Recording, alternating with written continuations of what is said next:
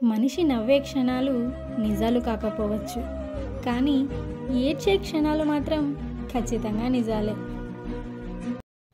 పెళ్ళైన తర్వాత ఒక మగాడిని పెళ్ళైన తర్వాత భార్య మాటనే వింటున్నాడు, తల్లిని దూరం పెడుతున్నాడు, తల్లిని అస్సలు పట్టించుకోవడం లేదు, తల్లి మాటని లెక్క చేయడం లేదు అని అంటారు.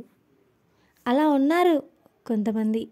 కానీ మరికొందరు ఎలా ఉన్నారంటే, పెళ్ళైన తర్వాత తన భార్యను పట్టించుకోకుండా, తన భార్య మాట లెక్క చేయకుండా కేవలం తల్లి మాటలే వింటూ తల్లి బాటలోనే నడిచే కొడుకులు ఎంతోమంది ఉన్నారు.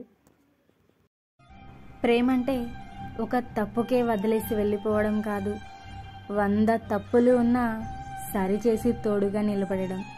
అవునా కదా?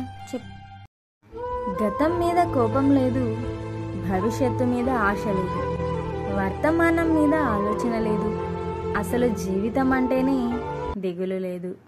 ఏదో బ్రతుకుతున్నానంతే, బ్రతుకుతూ ఉన్నాను అంతే. దేవుడు కనపడితే నేనొక్కటే అడుగుతా, ఏంటంటే వచ్చే జన్మంటూ ఉంటే నన్ను మళ్ళీ పుట్టించకు అని. ఎందుకంటే ఐ హేట్ మై లైఫ్. నా జీవితం నాకే నచ్చట్లేదు.